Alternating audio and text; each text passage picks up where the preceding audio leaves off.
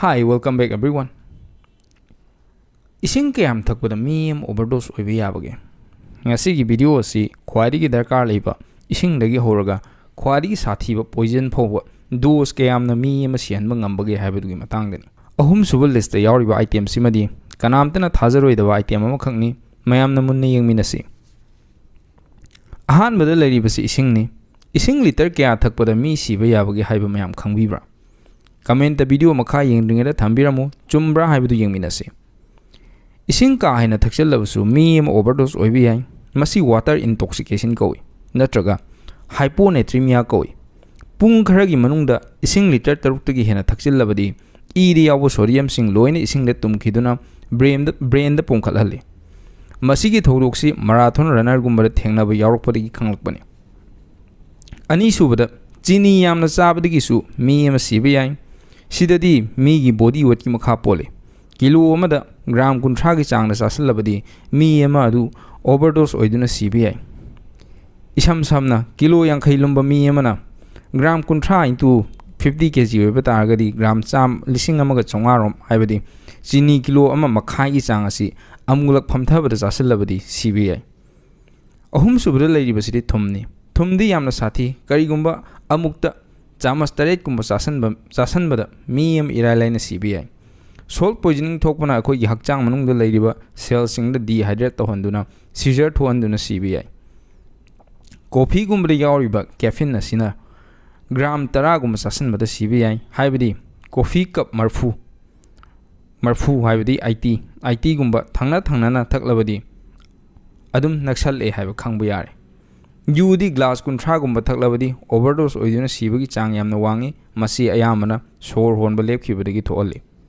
ganja ri overdose oiba ngambagi chance impossible ni haine maramdi supnagi minute 15 gi manungda ganja kilo 4 ki mathakda thaktrabadi overdose oiba ngamde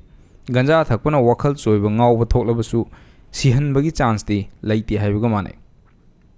painkiller koina chanaribu guli paracetamol gumbadi amukta gram 10 dagi hena chasalurabadi liver da damage thoktuna lying outrabadi liver failure oiduna sibagi akiba lay fentanyl hariba drug asidi heroin dagi saruk yankhai hena sathiba heli aduna supnagi milligram ani khaktana mi am overdose oheli milligram haibadi gram si amuk gram si dagi picture kadoribani milligram ani khaktana mi am overdose ohenba ngami masigi fentanyl asi hoji America gi North America haitare USA Canada somda leiriba lamjida overdose dagi khwadi sibagi changji fentanyl na khwadi wangi churup tu yawriba nicotine asisu yamna sathiba yamna toxic oiba pot amani 50 mg gumba ahan namada adult oiba mi amada chasalurabadi fatal oibigi chang yamna wangi aduga angang dadi churup machai kharatanasu sihanba yawi poisonous oiba singi marakta khwadi sathiba cyanide haiba spine ga mayada yagi mongda hapaga interrogation tawdunaba chikhariga mathanda sijaba adudi milligram chama gumna mi ama minute phadana sihanba ngami masi akhoi sem gumba apricot gumba cherry gumba gi maru da su khara yawi adubu kiningai di oide maramdi yamdrabada maru chama gi mathakta chadragadi fatal oinabagi maram leite aduga aroibada leiribasina botulinum toxin haiba amalai nupi singna akhoi gi chimbal ga chawthoknaba botox tawbada mai nalhanaba layengbada sijanaba masi gi botox sida hariba botulinum toxin haiba si yawi yamna chang nemna yawbununa mas control tawraga sijanabani adubu chathiriba jidi nanogram ani khatana mi amagi par kg da nanogram ani khak changba matamda mi am CBI isam samna grand scale gi example da yengagadi karigumba chamas ama leirabadi ngasi hariba botulinum toxin asi chamas ama khak leiba matamda mi crore chamaga kun hena sihanba ngame masida isam samna pot khudingmakna mi ama hatpa sihanba ngami aikhoida changraba yadraba ising phawba dose henjalabadi mi ama sihanba ngami aduna